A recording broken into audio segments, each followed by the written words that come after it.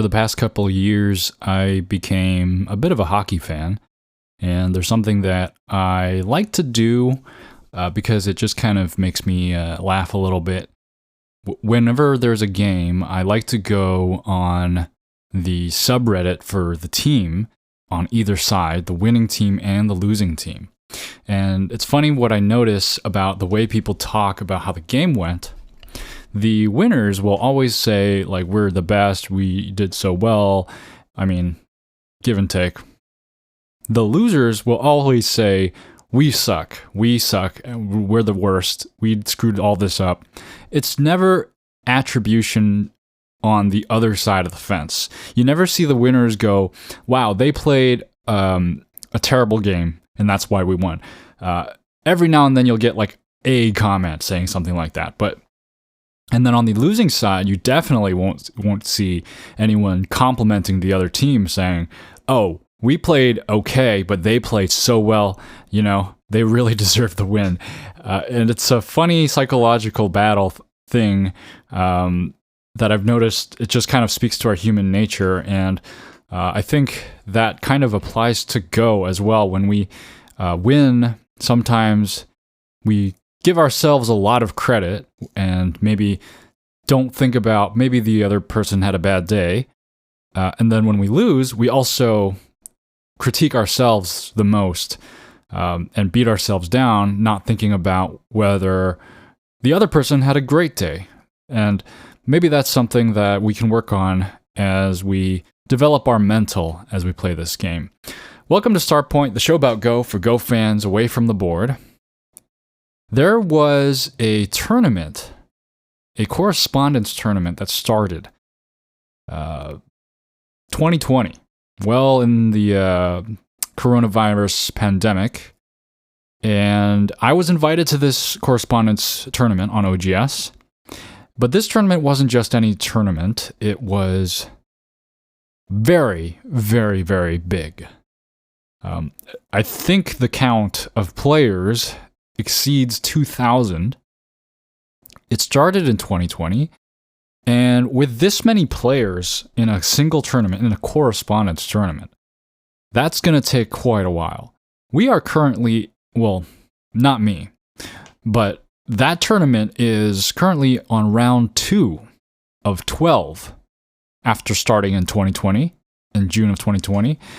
Now, reaching 2025, they're not even close to halfway. They're barely getting to maybe a quarter of the way through. I assume, the time it takes to get through round by round will decrease significantly as people drop out of the tournament, but it's just like, that's why the tournament is actually called Through the Years Long Correspondence, and it's designed to last many years.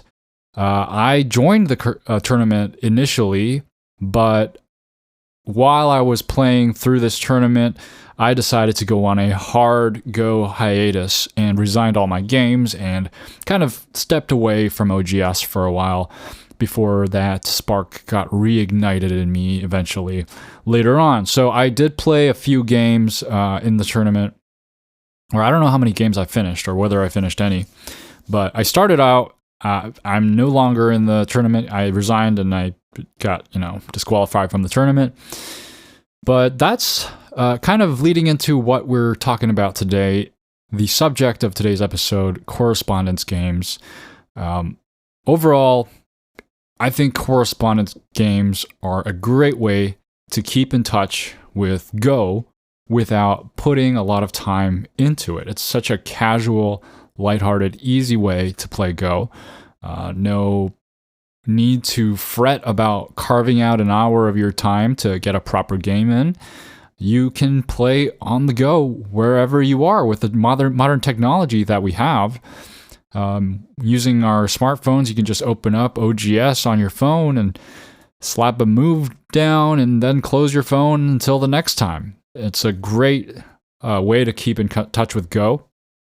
And I would argue, and maybe some others would argue, that correspondence is one of the purest forms of Go, because one of the things about Go, I talked about this in an early episode of Starpoint, about how we can't escape the meta stuff of Go, where time controls are always going to have to be a thing because we live in a world where time exists and you have to lay down some laws about how much time you're supposed to take between moves.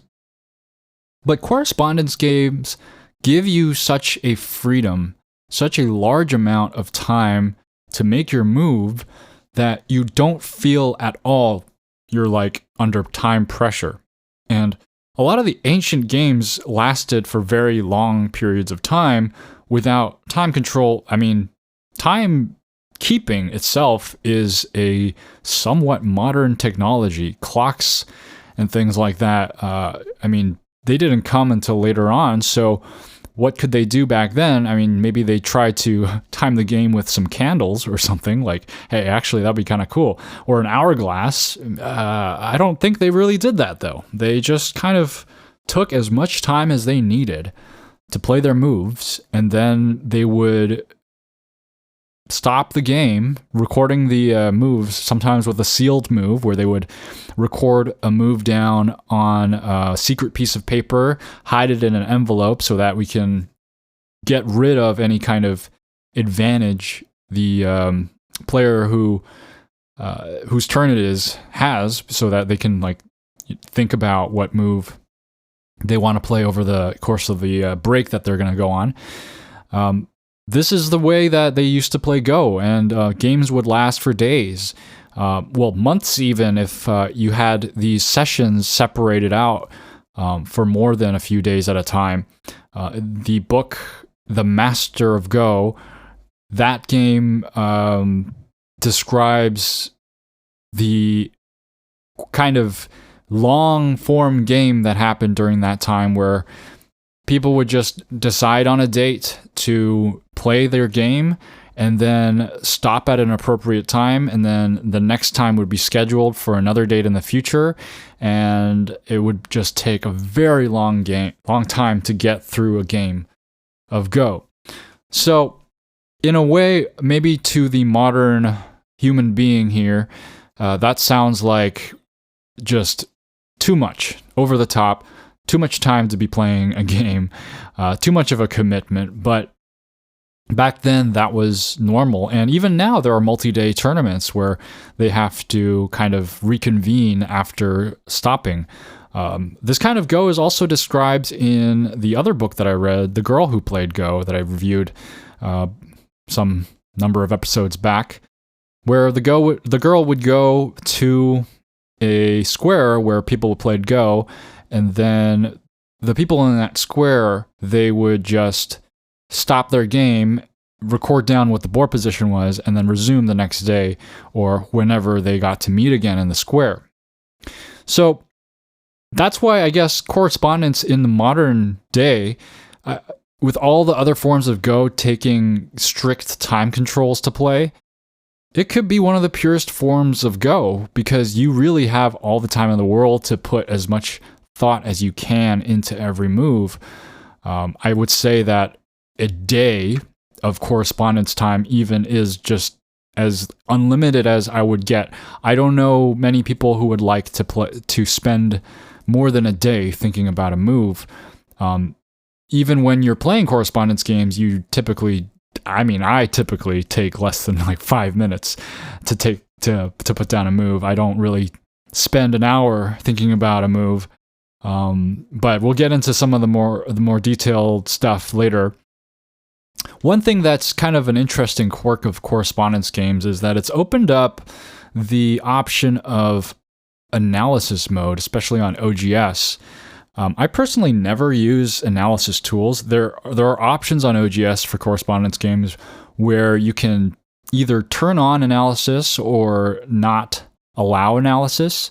I would always opt for not allowing analysis, but even when it's turned on, which means that it's perfectly fine and not cheating to use analysis tools, I don't use analysis tools. For those of you who are not informed about what analysis tools are in the correspondence games, it's just basically during the game, you can click on stones and branch out and play out variations without having to commit to a move, so you can actually see what may happen. Something doesn't feel right about that for me, although there's really, if you guys both agree that that's allowed and you like to do that, there's nothing wrong with it. In fact, that might bring out a different skill set for Go. Maybe someone who doesn't want to focus on reading ability and wants to focus on the higher level strategy of the game, using analysis tools may be a way to explore that skill side of Go. One thing I do is put down a single stone before I start reading, which is a habit I'm trying to kick, but I just can't help it. My finger just moves on its own, because in correspondence games, you don't want to be pressing accidental moves and asking for undos. So most people, they have the setting where you play down a move and then you click submit to confirm that move. So I do put down one stone, and then that kind of lifts some weight off of a reading for me, which I'm trying to get away from again. So I'm trying to kick that habit, but those things, I wouldn't go as far as to use the entire actual analysis tool. That would take another step for me. But some great things about correspondence games overall that I think exist. I think correspondence games are a great way to keep in touch with a Go-loving friend. Maybe they live in a different part of the world where your time zones don't match up and it's hard to get a live game. Maybe you're just both busy. It's such an easy, lighthearted way to keep in touch with someone. I had a friend that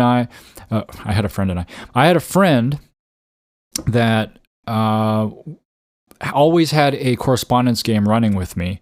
And although we weren't talking much all the time, we were still playing Go. And each of those moves felt like a small form of communication and connection with that person. And I really liked that, because it's like you're not doing too much to like keep in touch with this person and like socialize and say all these words and go back and forth and, you know, all those lovely things that you do as friends, but you still feel connected to them. You still feel like you're part of their lives. And it's such a small connection. It's like a string that keeps you attached. And I love that.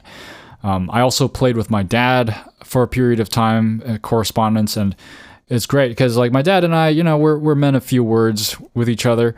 But when we played correspondence, I felt like a connection with him, and it's pretty, it was a pretty nice experience. Although after I beat him a few times, I think he kind of got demoralized. But I think it's a great way to keep in touch with someone, because sometimes, I don't know, everyone's different about this stuff, but like when you have conversations with people, certain people, you feel like you need to put more effort into your messages with them. Maybe that'll lead to some anxiety. I know some people have some texting anxiety. They don't like to talk with people online or through SMS, because they don't know what to say and they just kind of leave them on red. Go can bypass all of that. You don't have to talk about things. You can just look at the board and play a move. And it's such a casual way. And the fact is that you can just leave them on red for a while, and no one will ever get offended. As long as you don't abandon the game entirely, you can just take the amount of time you need to play your move. And I think it's a good way to keep a light social connection with someone. Another thing I like about correspondence games is, again, how casual they are, and it gives me something to do when I have just even the slightest amount of downtime. When I'm waiting for my fiance to get out of the bathroom somewhere, or I'm waiting for her to get ready for where we're going out, or I'm waiting for her to... I basically can pull out my phone wherever we are, whether we're at the gym or at the mall or the movies, and just check on my correspondence games and play a move. It's really, really easy to do that. It's my version of doom scrolling social media when I don't have access to audio, because when I have access to audio, I doom scroll through YouTube. But the fact that I can just pull it out, usually have a move or two to play, and participate in a game, it's it's great just to have a few minutes to do that, because Go is a time commitment, and it's so hard to find a nice amount of time to be able to play a full-on game seriously, that when your life gets busy, I feel like I can still keep in touch with Go with correspondence games. Though checking your phone at random times can be a con for correspondence games. I'll get more into that later, but basically you're not always in the right mental state to be playing Go. One other thing that I like about Go that I don't really take advantage of is the fact that you can take notes during a correspondence games. You can take analysis notes, which I would definitely stay away from because I don't know, I just don't like it. But there's also written notes. You can kind of comment on what you were thinking about the game. On OGS, you can switch the chat function to personal notes so that you can just write things at certain moves, and it'll mark down which move you wrote that at, and so you can go back later on and see what else you were wondering about that position or what your thought process was. And there's also a mode called Malkovich, which I think is in reference to the movie Being John Malkovich. I think that's what it's called. I saw it a long time ago. But anyway, it's a mode where you can type in a note, and it's kind of like a personal note in that it's hidden from your opponent and they won't see it. But as soon as the game ends, it will reveal to them what you were thinking at the time. It's a very interesting feature. I highly recommend trying it out. I know some people have used that with me on correspondence games, and I kind of felt bad because I feel like I should have done that too for them. But it's great to see their thought process after the game, because you usually don't have that detailed of a record of someone's thoughts during a game, especially not your opponent's thoughts, let alone your own. So it's a very interesting tool to have. You definitely can't really do that during most live game time settings. You just don't have the time to be writing notes about every move. Not that you have to do it for every move, but I think it's a great tool. I might start using it more often, or maybe even just the personal notes, just to keep track more of my correspondence games, because there are some struggles that you need to overcome with correspondence games, which I'll get more into later. But before that, I want to mention correspondence tournaments. The thing is that tournaments, even more so than just simple single games of Go, are huge time commitments, especially if you have to complete the tournament within the same time period. Playing multiple games of Go can be very daunting. I don't know a lot of people who can just kind of carve out that space in time and just commit to that for a while. Tournaments take a lot of time, but with correspondence games, they're kind of possible for anyone to participate in. Just sign up on OGS. There's plenty running all the time, and you can just kind of sign up for a tournament, and you'll be matched with a whole bunch of people in a round robin for tournament. And it's a great way to make your games feel more meaningful. I have a lot of fun playing in tournaments, and I feel like that's kind of my preferred way to play correspondence games now, is to just sign up for a tournament or two and participate in them, rather than just finding single matches and stacking those up. The thing about tournaments, though, it can be a little overwhelming because sometimes you get a lot of, obviously in the beginning of the tournament too, you get a lot of games starting at the same time, and then just having all those blank boards to stare at, it can kind of be a little bit scary. I recommend just choosing a 4-4, 3-4 for everything, just playing some simple openings in the beginning. Eventually you get to a natural rhythm. People who play more often kind of match your pace, and people who play more slowly, you can kind of they kind of spread out a little bit, the games. They're not just all, you don't get like 20 notifications every day. It's like, they play at different rates. So it starts to trickle into more of an even spread of a couple moves here and there throughout the day, depending on how often you want to make your moves. And it also helps people play players of a wider skill range than you're used to, because if you just use the normal match feature, yes, you can move the handles from the lower end of your rank scale to the higher end, but you're kind of just going to be mostly matched with people around your skill. Tournaments are a little more flexible, and they need to allow more players to participate in them, so you'll have a chance to play stronger players, which is actually very good for you to improve, to play stronger players in general. And then you'll also have a chance to play weaker players. And so it's kind of like a trade-off. You can kind of teach them a thing or two, and you can kind of learn a thing or two from the stronger players. And ladders are great for this as well. So there are some ladders on OGS where you can try to challenge people and overtake them in the ladder and the rankings. And you can kind of pick and choose. There's all sorts of ranks at all the ladder ranges. I mean, obviously, if you go to the very tippy top, you're going to find pretty much the strongest players on the site. But overall, like, just even without, like, outside the first top 50 or whatever, like, you can find almost any rank. It's just basically who's most determined to play more ladder games to get to the top. So what I do is I don't always just pick the weakest player that I can to climb above them. I often pick players who are stronger than me, because this is a chance to play someone who is stronger than me, and it's a great way to learn the game. All right, so those are great things about correspondence games. I love correspondence. Lately, I've been playing correspondence games, and that's been my connection to Go. I think they're a fantastic way to have a light passive connection to the game. A lot of people this is how they play Go. This is just the way they play Go. But there are some downsides to correspondence games.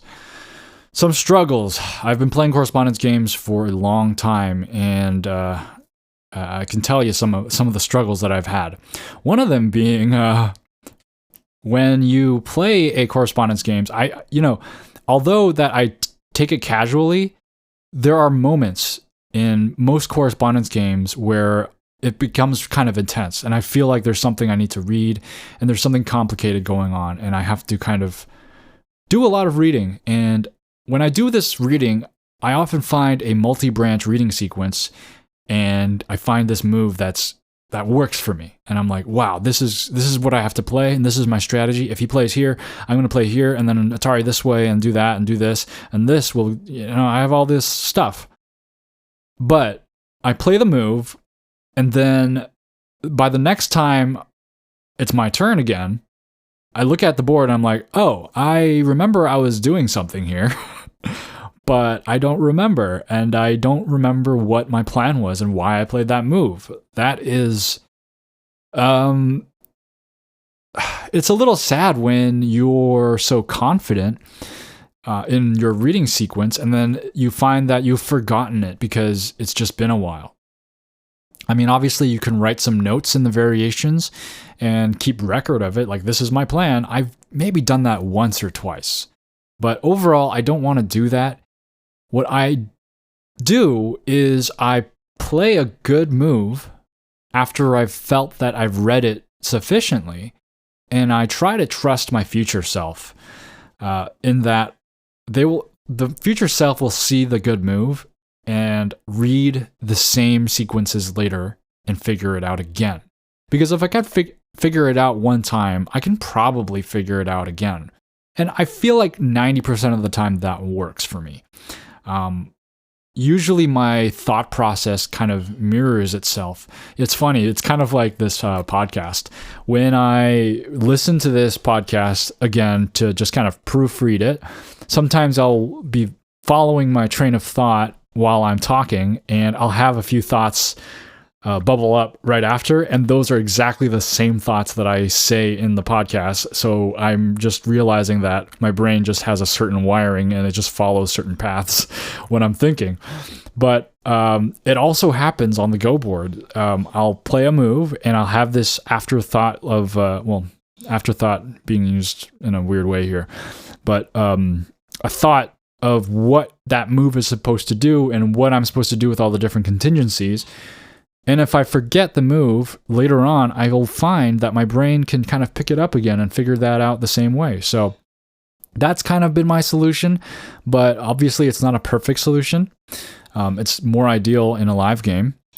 And another thing that kind of can exacerbate this issue is that people play at different rates. If you play too many correspondence games, you'll find that a lot of people like to play fast, and those games will be over really quickly. Because I'm a fast player. I like to play many moves like as often as I can. But certain people, they will take long for each of their moves. Some people will take a break in the middle of the game, and they will resume later on, and you will have totally forgotten what the game was, and you have to reevaluate everything. And then sometimes you can get overwhelmed by an active spike, especially like in a tournament when you get round 2 starting after all the games have kind of slowed down and it's gotten quiet.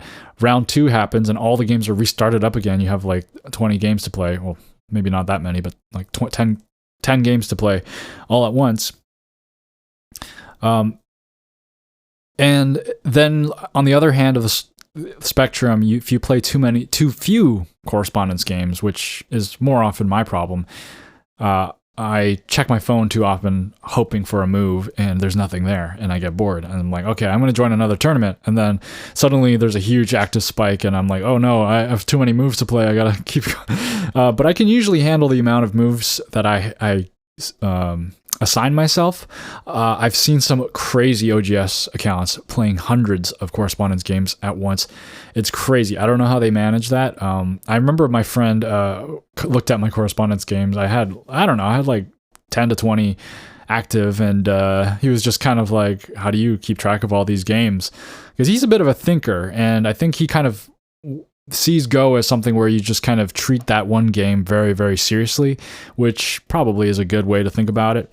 But I mean, I like having a game to look at whenever I open the OGS website. Another thing that can be kind of a struggle with correspondence games is that you're not always in the sharpest state of mind to be playing Go. Sometimes I remember I would like be tired, about to go to sleep, and then I see this move and I'm like, okay, I'm gonna play this. I go to sleep, I wake up and I realize, oh man, that was a terrible move, and now I have to live with the consequences. Not even just when I'm tired, but just I may be in a lazy mood. I may be just exhausted from a long day. I may have just thought about something like intensely and my brain doesn't have the energy it needs to properly evaluate things, and I'll play a bad move here and there because of the time I was in to play that move, and then I have to live with the consequences for this correspondence games that last several weeks, and it sucks when that happens, when I'm just kind of sharp and on my game for a lot of the game, and then one day I'm just dull and it just ruins the game. That's not a good feeling. It feels like it's not deserved. You're trying to take each move as seriously as possible, so it's kind of a good practice in discipline. And I feel like, I don't face this problem too often, and I've been trying to take each move seriously, and it's been paying off. I feel like most of the time my judgment is okay when I'm playing correspondence games. I think twice about just slapping down a move and pressing next. I try to, it's funny because in live games, it seems like a very common problem and an easy pitfall where you just play a move without thinking too much because you're under time pressure, right? So in correspondence, you may think like, oh, you're never going to make that mistake. You have all the time in the world, but I actually do make that mistake. I just open the app and I click a move and I press submit because I just want to do that and I don't want to get over that move, and it bites you. Like, so you really are training some discipline in that level as well. And the thing is that this time pressure thing, it can be a bit of an anxiety inducing thing for people when they're playing live games because it's just too much time pressure and you just can't figure stuff out. But on the other side of the spectrum here, you can have analysis paralysis from having too much time to figure out the move. You know what I do? I open the app or the website, and I look at my move, and if it's a move that's difficult, ambiguous, things like I can't figure it out, there's not much reading to do, I don't know what to do, it's like a big strategic move that I have to play, or even worse, I have to count the points to see if it's worth playing a certain thing. I kind of get tired, and I don't make a move. I move on. I'm like, okay, no, I'm not playing this move, and I just quit the app, and I save it for another time, which honestly, that's also a good perk of the correspondence game. But I hate being in that section of, or that mode of the game where I don't want to play a move. And the thing is that time pressure, it forces you to play a move. So that countdown, it would have made me just play a random move. But since I have all the time in the world, I'm reluctant to play any old move because I want to play the best move because I have so much time. And I feel like I have a higher standard for the kind of moves that I play in a correspondence game. But sometimes I just get analysis paralysis and I don't want to play a move. And that's not so great. Another thing that kind of attests to this is that my fiance, when we were initially learning the game, or not initially, but when I introduced her to time controls, because she got me an awesome Go clock for like as a gift, and when I was using it with her, she actually really enjoyed the clock because it kind of forced her to make moves, and it broke her out of this analysis paralysis thing. So I think that kind of speaks to the fact that like there's something good about the time pressure that forces you to move along with the moves. Which correspondence games don't really have. But it is a good way to teach yourself some discipline in making decisions, even though you're uncertain. And even though you have all the time in the world, I think there's a lot of stuff in life where we have so much time to decide on things, so we take as much time as we can, and we don't really make the best decision because we took so much time. Another struggle of correspondence games is that if your opponent is not managing their time well, they play very far into the game and won't resign. It can take months. It really can. Or if they just kind of play very sporadically, use their vacation time on OGS, correspondence games can take quite a while. Usually I don't encounter this. Usually people who are playing correspondence games with me, they are pretty on top of it. They'll play within a couple days. And I really like that, but sometimes every now and then you'll come across an opponent who takes a lot of time. So, I mean, the thing is that with correspondence time controls, you want to do a time control that is short enough that you can kind of keep the game moving, but long enough that, let's say something comes up and you're kind of blocked out for a day and you can't really play because you're kind of busy. You don't want to have like lost every game in your list. So you want a little flexibility and you want a little bit of momentum, but sometimes that flexibility side of things can be abused and it just stretches out the game quite a while. And especially if the opponent takes a long time to make a move in the middle of a game, that's like in a complex fight or battle or whatever, it can be very hard to get back into it and remember what was going on and remember your thought processes. But again, this is also good practice for whole board evaluation. Instead of going back to the game and looking at your move and just playing whatever was local, you can look and reevaluate the entire board and make sure that you are playing the right part of the board. And lastly, with correspondence games, I don't review them. I probably should, but I can never remember how a game went afterwards. I don't remember the story of the game.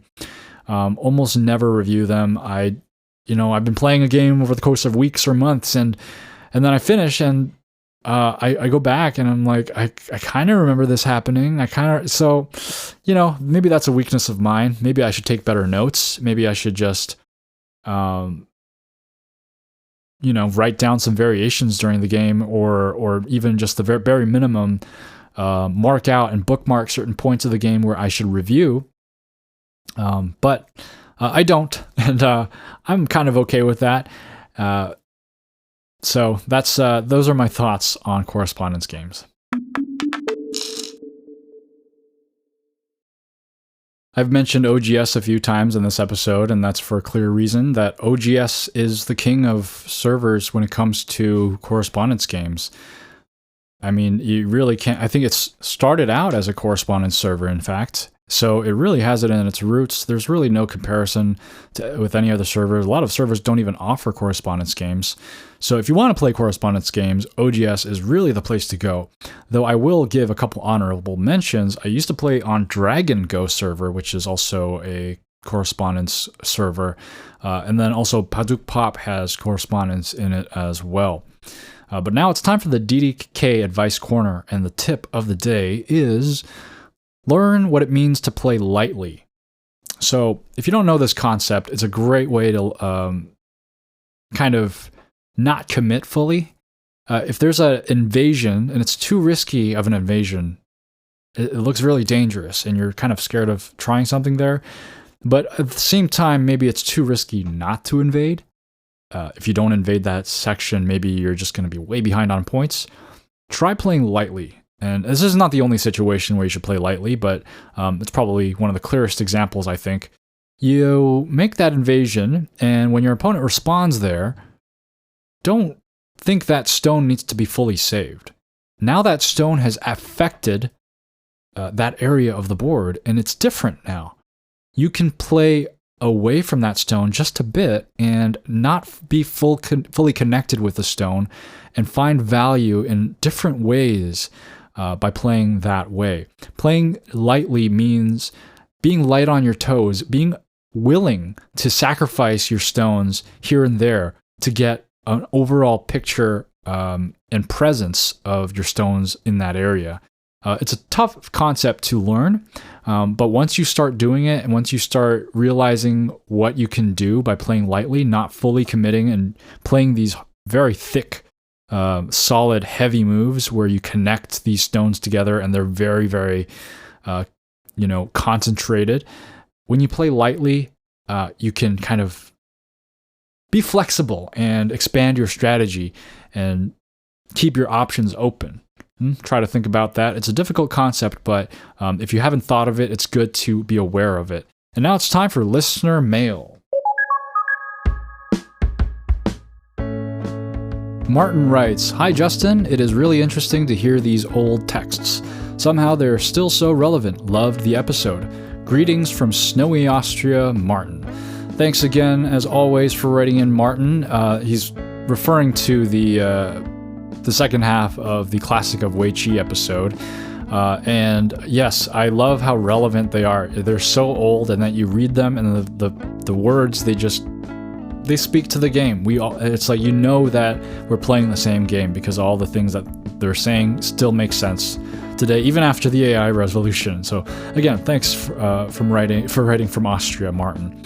Spooky H7P writes, "Finally caught up from when I started listening about 4 months ago. Just a quick opinion on this bit of the text, which you said you didn't understand. When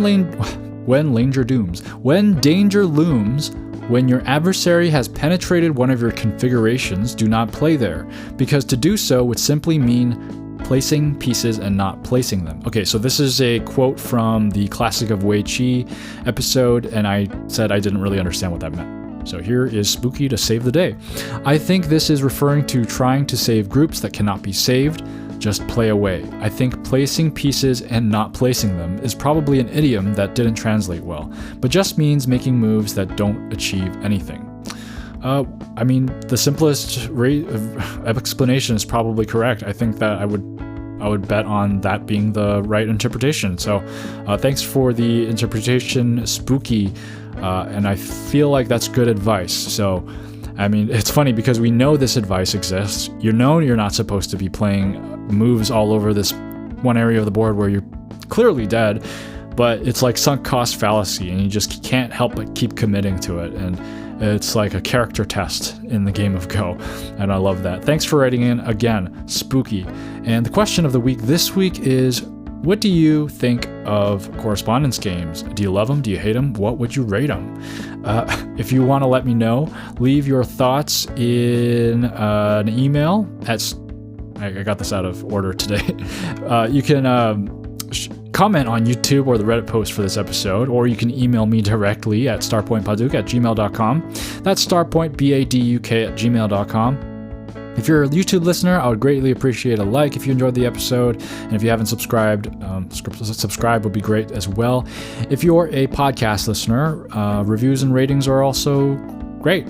Thanks so much to Jeffrey H., James B., John M., and Tristan for supporting Starpoint. Anybody remember Chuck Norris jokes? I'm kind of dating myself here by making a reference to Chuck Norris jokes. But I wanted to start something with Honimbo Dosaku, because I think he's kind of like a Chuck Norris figure from back in the ancient world, because Honimbo Dosaku doesn't rank up. He ranks everyone else down. Thanks for listening. Keep playing Go.